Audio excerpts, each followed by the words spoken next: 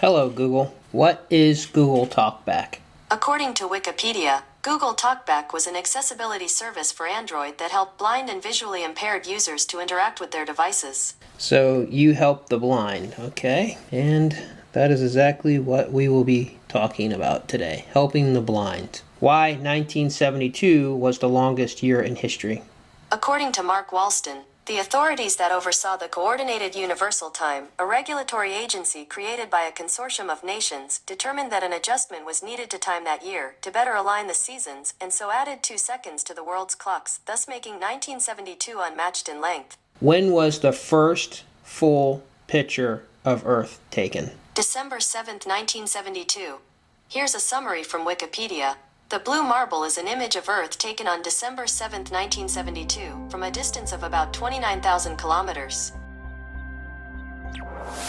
Later, from a V-2 rocket, you got the most graphic actual pictures yet taken by a camera showing how the Earth looks from a point 70 miles in space. Though no man has yet ventured more than 15 miles from his Earth, you now know how this planet will look below you when you finally venture beyond that height.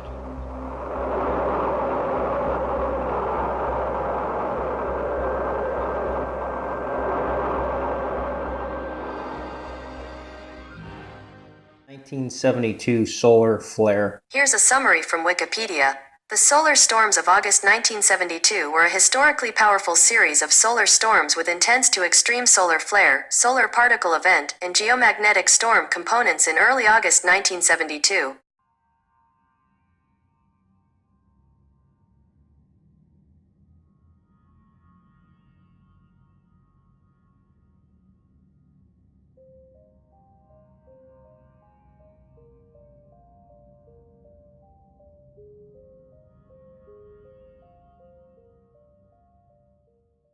(1972) total solar eclipse. According to Wikipedia, a total solar eclipse occurred on July 10, 1972. Path, which is only 100 miles and 55 seconds, about 2.5 minutes. It's a relatively short eclipse. And as I mentioned to you earlier, the longest that it took, 26 seconds, and plan on... When was the last time man walked on the moon? 1972. According to Wikipedia, this was accomplished with 2 U.S. pilot astronauts flying a lunar module on each of 6 NASA missions across a 41-month period starting the 20th of July 1969, with Neil Armstrong and Buzz Aldrin on Apollo 11, and ending on the 14th of December 1972 with Gene Cernan and Jack Schmitt on Apollo 17. Hello, Houston, I've got the moon. Boy, is it big. Capcom, we're go for powered descent. Challenger, Houston, you're go for PDI. Okay, Houston, master arm is on. I've got 2 Rocket good Man lights. was released on May 19, 1972. Here, 40 feet, going down at 3. And the computer likes it. Very little dust. Stand by for touchdown. Contact. Okay, Houston, the Challenger has landed. Oh, man. As I step off at the surface at Taurus Littrow, we'd like to dedicate the first steps to all those who made it possible. I'm going to go deploy an LSEP. Have at it. We got 3 cores, we got the neutron flux down, and we got 2 heat probes, and an LSEP. Okay, congratulations. Oh, you won't believe it. Oh, there goes a fender. Starman was released on June 16, 1972. Challenger, Houston, we've been working on a fix for the missing fender. I think it'll stay. I think it'll stay. The fender fix is working so far. Beautiful. Look at that trainer. Woo. Oh, man, a Chevette. Woo. Hit it on the right side, it'll go this way, maybe. Good eye. Good eye. There you go. There's good man. Man, that's the way to come downhill. Just don't stub your toe. Whee! 1972 SALT Treaty. According to Britannica, the first agreements, known as SALT I and SALT II, were signed by the United States and the Union of Soviet Socialist Republics in 1972 and 1979, respectively, and were intended to restrain the arms race in strategic ballistic missiles armed with nuclear weapons.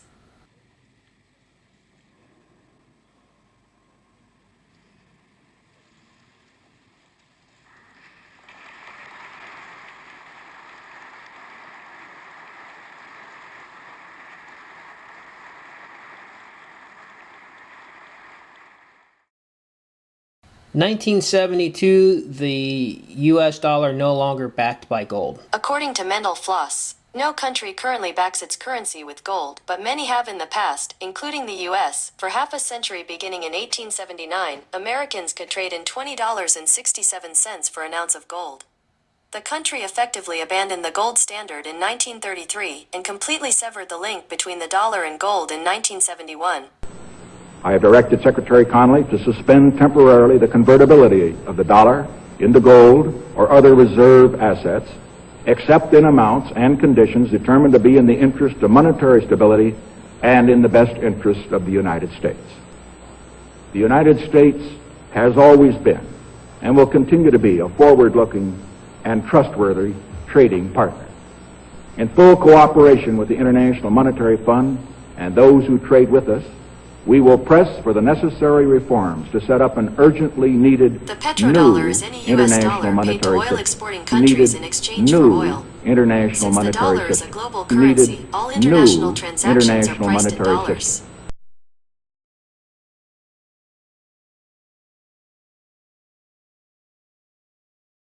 1972, CERN land contract, France and Switzerland. It won't, the Google won't tell you. It's not going to talk, it's not going to tell me. I'm going to post everything up so you guys can see it. It's like it's scratched from speaking about it. What is CERN? According to Wikipedia, the European Organization for Nuclear Research, known as CERN, is a European research organization that operates the largest particle physics laboratory in the world. The most powerful place on Earth is tucked away inside of a network of underground tunnels that belong to the world's largest particle accelerator. It's called the Large Hadron Collider, and this machine takes some of the smallest particles known to man and collides them at speeds of 99.9999% the speed of light. To understand how the LHC works, you can break it down into three components that act like its body, brain, and heart. The body is the underground tunnels that form a giant circle that's 17 miles around. Physicists actually ride bikes to get to different parts of the machine. Inside these tunnels is an environment so empty, it's similar to what you'd find in the vacuum of outer space. And that's just the way physicists like it, because they need it to be completely empty so they know exactly what they're looking at when they start smashing particles together in the most energetic game of bumper cars imaginable. When the particles collide, the extreme energy produced in the event creates entirely new and different particles. And because these particles are too tiny to see with the naked eye, the LHC has 4 gigantic detectors, which are the brains of the outfit. Each detector weighs tens of millions of pounds, is comparable in size to the main hall in the Notre Dame Cathedral, and is by far the most complex structure of the LHC. These are what physicists use to sift through the messy leftovers after a collision to spot special new particles. But the detectors would have nothing to sift through if it weren't for the LHC's heart, which is the critical piece of technology that pumps the particles through the tunnels at such incredible speeds. The particles are moving so fast that they complete 11,000 laps around the 17-mile loop every second when the machine is running. The heart is a series of more than 1,000 super-chilled magnets that are colder than outer space itself, making the LHC the largest cryogenic system in the world. These magnets are chilled to negative 456 degrees Fahrenheit, because at these temperatures, physicists can generate strong electrical currents that power the particles through the LHC tunnel. Without these cold temperatures, there wouldn't be enough power to generate the types of high-energy collisions you need to disassemble particles into their smaller, more fundamental components. The most important part about the LHC is that it's uncovered an entirely new world, the realm of the extremely tiny. In this world, there are physical forces that are trillions upon trillions upon trillions of times more powerful than the force of gravity. And it's these forces that bind the quarks that form the protons and neutrons that make up the atoms of all the matter we see in the universe. July of last year, CERN, big particle physics laboratory outside Geneva in Switzerland, announced the discovery of a new particle, which we think may be the Higgs boson. And I want to convince you that this was indeed a massive discovery. Massive in the sense that, as you can see on this screen here, the facility required to produce this new particle is very large. And the experiments that produced what we think is the Higgs boson were conducted about 100 meters underground around this big ring here. So to set this in context, I would like to tell you a little bit about the story of the universe so far. So to set this in context, I would like to tell you a little bit about the story of the universe so far. DARPA in 1972. According to Wikipedia, the agency was renamed the Defense Advanced Research Projects Agency in 1972, and during the early 1970s, it emphasized direct energy programs, information processing, and tactical technologies. Who created the internet? The internet was invented by Robert E. Kahn and Vince Cerf. Cerf and Kahn continued to work with DARPA for some years after developing TCP before each left to concentrate on new ventures. We turn to the military's Defense Advanced Research Projects. Today, American soldiers must be inches away to identify a chemical warfare agent or a homemade bomb. But by next year, they'll be able to do that from as far as 100 feet away. Any chemical that's a threat to a soldier, we try to detect it first. Ed Daugherty's quest is backed by the Pentagon's Defense Advanced Research Projects Agency, also known as DARPA. DARPA is really an engine inside the Defense Department, challenging our military services to think differently. Stephen Walker is DARPA's director. It's important for DARPA to understand the technology, to then be able to explain it to our warfighters and our policymakers, and not be surprised by its use or misuse by a peer adversary. DARPA helped create the internet, unmanned aerial drones, prosthetic limbs, and Siri, by a team of mad scientists like Ann Fisher. We're driven by crazy, that's for sure. How can you be just a step back from crazy so that we can kind of take a risk and then see what we can do in terms of making that risk realizable? And I think about this as my way for service to national security. DARPA is also working on how to shrink mini robots like these into a size smaller than a human fingertip. And these drones are being developed to navigate on their own.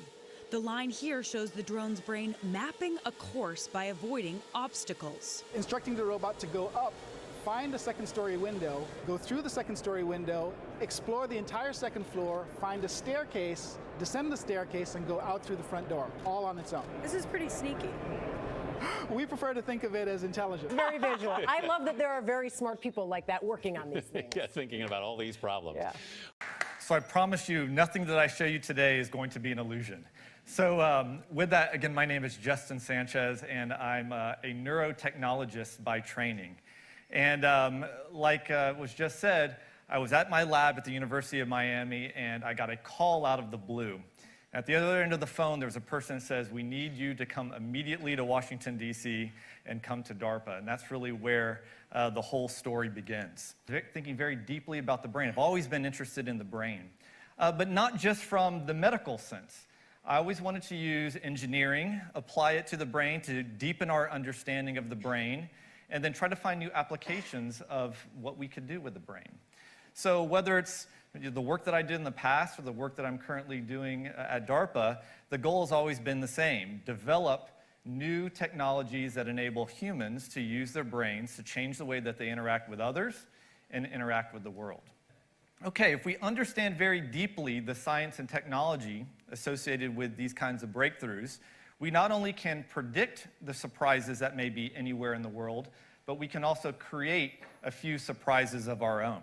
All of you probably have one or maybe even two smartphones in your pocket, and you may not know that a lot of the technology that's in the smartphone has its roots in DARPA. So Herb mentioned the internet, GPS, which enables us to find our phones or locate where those phones are. The touch screen that's on your phone that enables you to interact with it, that was a DARPA development. The accelerometer that's in the phone that enables you to change the orientation of the screen as you rotate the phone. Siri, also a DARPA technology development. And all of those aspects, again, while they had their roots in national security, came together in this small device, and it changes the way that we perceive our world and the way that we interact with our world. Okay? Now, what I'm going to show you today is not the smartphone. I'm going to show you a new way that we're developing technology to interact with the world for the future. And that's really the technology of the brain. Now, the brain is an amazing organ. When it functions, there are millions and millions of neurons that become active, and they send signals not only to their neighbors, but also to very different parts of the brain. So to a person like me, the brain is not a black box. The brain's not just this goop in between your ears. It's a very intricate and elegant signaling of all of these neurons and how they evolve over time. And what we've done at DARPA is develop the technology in order to sense these signals in real time, or even write signals into the brain. Or even write signals into the brain. Middle of the screen up there is actually an example of one of the types of neural interfaces that we're using in humans today. So this is a sensor array. It's about 4 by 4 millimeters. And on this sensor array, there are 96 sensors. Each one of the tips on that little array can detect between 1 and 3 neurons in your brain. All right? And we have the technology in order to identify those neurons, amplify their activity. There's minuscule signals actually happening in your brain. We can send those signals into a computer, and that computer can interpret what all of those signals actually mean when you're thinking about trying to do something. He's the one on the right side of the screen. And Nathan is living with paralysis. He was paralyzed in 2004 in an automobile accident. And Nathan had that same array, right, that 4 by 4 millimeter array placed in his motor cortex, right, the part that is involved in movement. He had another set of arrays placed in his sensory cortex, okay? And you can actually see on the upper right side of the screen there's a little plug that's coming out of his head. That's where those arrays are connected to. And the wires send the signals from his brain actually to that bank of a rack of computers in the middle of the screen, process all of his neural activity in real time, and actually send that activity to that robotic arm. We also developed the robotic arm, and he met President Obama, was able to think about moving the robotic arm, and shook the president's hand. Okay? Now, the other part of this story is that robotic arm also had sensors in the fingertips. So when the president placed his hand on the robotic hand, the force transducers took that information and did the reverse, went back through the computers, went back through the wire, back into Nathan's head, and he could actually feel the president's hand on the robotic hand. But we asked him, Nathan, what else do you want to do? And he's a gamer, and he said, I want to fly an aircraft. So we said, okay, we can help you to fly an aircraft. So the next thing we did is we connected him to a F-35 Joint Strike Fighter and put him out over Las Vegas. And we basically remapped his neural activity onto any control surface that we ultimately wanted to on that Joint Strike Fighter. All right, so that's Nathan. The next example I'd like to show you is a person, his name is Doug. Okay, and Doug was injured 25 years ago in a near-fatal electrical accident. And Doug's very different than Nathan in the sense that he has no hands on both of his arms. He lost both of his hands. Oh my God, I just opened the door.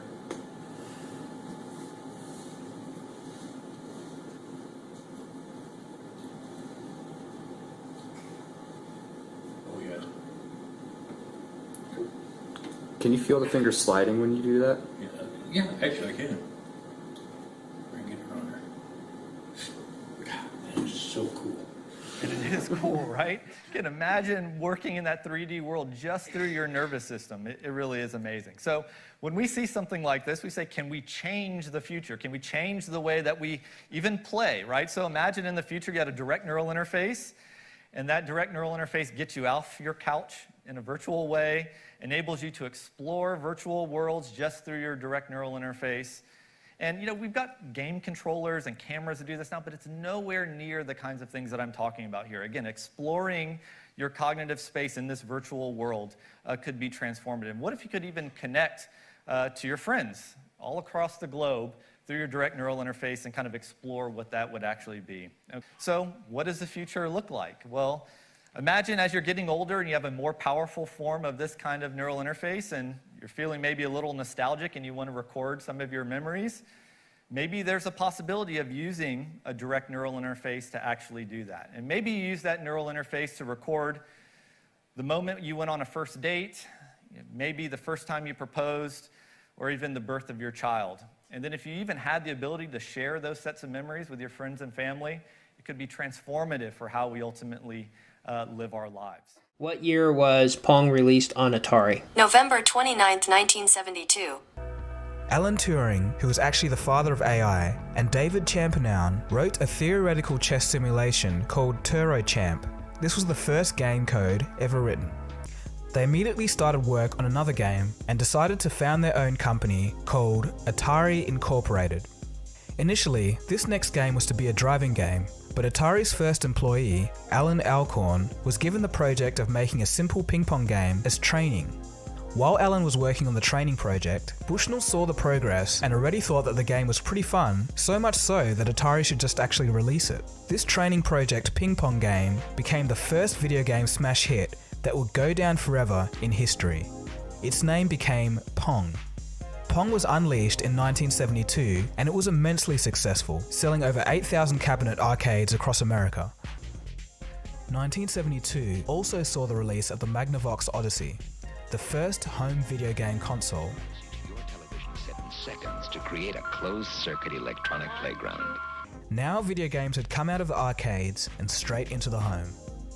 The Odyssey was the first video gaming device to be in a television commercial. It sold for about $570 in today's currency and shipped with several games. Even though the Odyssey was extremely primitive, it was still a brand new medium of entertainment for the household.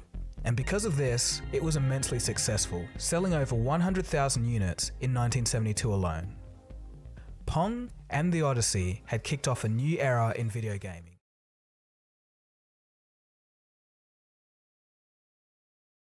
(1972) Preserving and freezing human beings. According to Alcor.org, cryonics is the practice of using ultra-cold temperature to preserve a human body with the intent of restoring good health when the technology becomes available to do so. Alcor is a non-profit organization located in Scottsdale, Arizona, founded in 1972. It sounds like science fiction, but it's not. I want to see the future. More than 1,000 people are trusting Alcor Life Extension Foundation in Scottsdale, Arizona to bring their frozen bodies and brains to the future. Cryonics I like to think of as simply an extension of emergency medicine. Our view is that when today we're calling someone dead, the doctor says, "I declare you to be dead," it's a bit of an arbitrary line. In fact, they're in need of rescue, but we don't have the technology today to revive them. So cryonics is really the ultimate true life insurance in a sense. It's your backup option. And that's a good way of wording it, considering most of Alcor's members take out life insurance policies designed to pay Alcor upon legal death to cover the costs of being frozen. The procedure isn't cheap. $200,000 for your whole body, $80,000 for just your head. Alcor refers to the latter as a neuro. We'll do a separation, a few vertebrae down, remove as much blood and intercellular fluid as possible, and gradually replace that with an increasing concentration of cryoprotectant. Max Moore is the CEO of Alcor, and a future neuro himself. Everything important is up here. This is where I live. My personality, my memories, my values, everything that makes me who I am is in my brain. His company says 147 people have already followed through with a chance at extending life, having their whole body or brain frozen in liquid nitrogen suspended in a tank. Their motivations, we don't know, but for Elaine Walker, it's the appeal of the future that intrigues her. It's not that I want to be alive again so that I can live out some other lifetime or do something I didn't get a chance to do. It's really because I just want to see what happens. No one in my family, I don't think, really thinks much happens after you die. So this is the more uplifting option, and they can think of it like Alcor does. They think that you're paused. That's the way they think of it. You're not necessarily dead. You're not alive, but you're not dead. You're in the middle somewhere. 1972. According to Wikipedia, this was accomplished with 2 U.S. pilot astronauts flying a lunar module on each of 6 NASA missions across a 41-month period to better align the seasons, and so added 2 seconds to the world's clocks, thus making 1972 unmatched in length. Here's a summary from Wikipedia.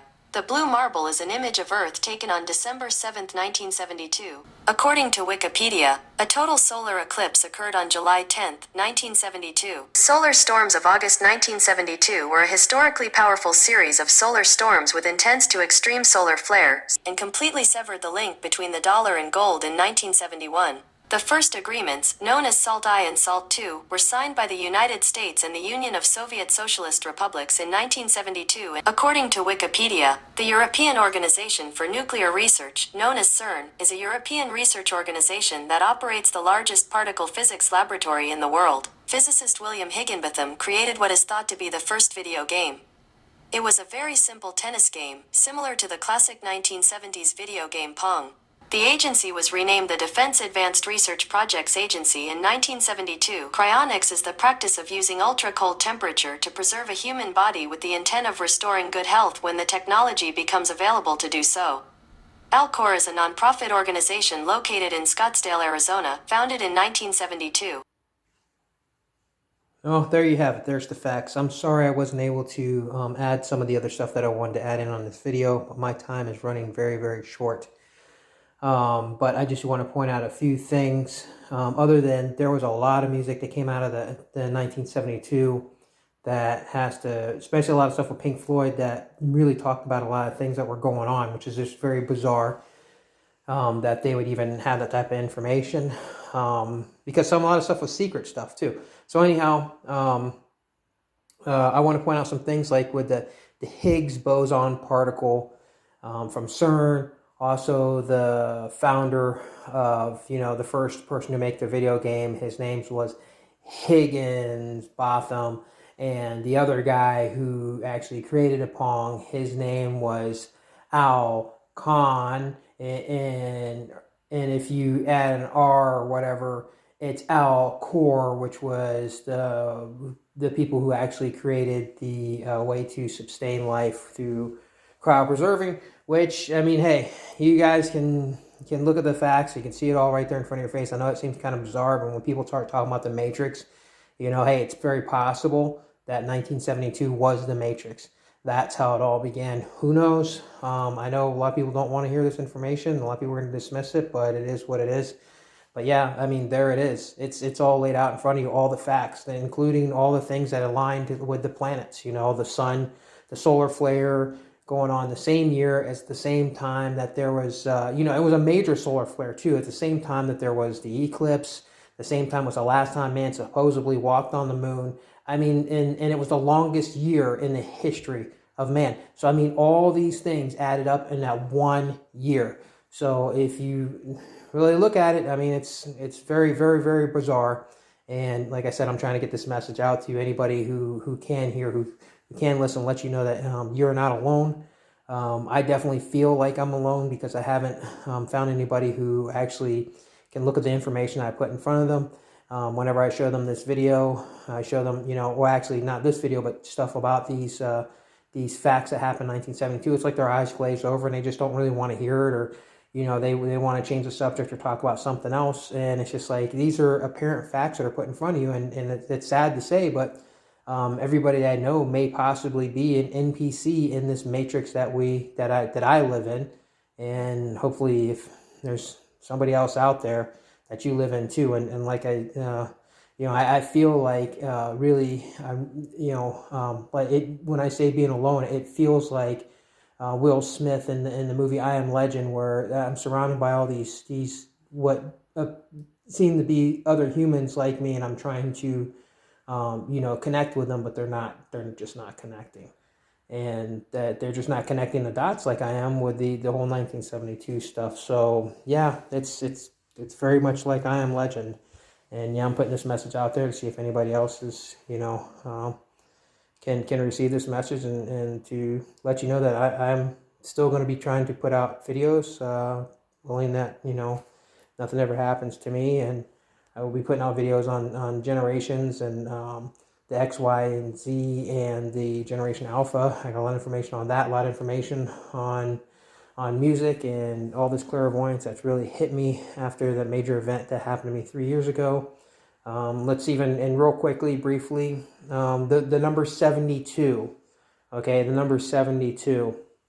I know this is going to sound kind of crazy, but I mean, the whole thing is crazy. Unless you start looking at it, then you say, hey, you know what? It's not crazy. Everybody else is crazy that they can't even see it. But the number 72, what is the grace period time for mourning? It's 72 hours, 3 days, 72. What is 72 inches? 6 foot.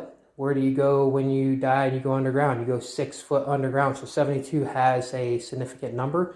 1972, 70, like I said, there's just so much, and there's a lot that I didn't put in there, like the First Women's Right Act was put out there in 1972. There's so much that went on in 1972. That's the stuff that I'm presenting to you guys is not the only things, but these are the major things that affected affected the world that you live in, you and I live in today, and that's the reason why I made the video. So for those of you who can see, you will see this, and for the rest of you, I'm sorry, but you will never understand it.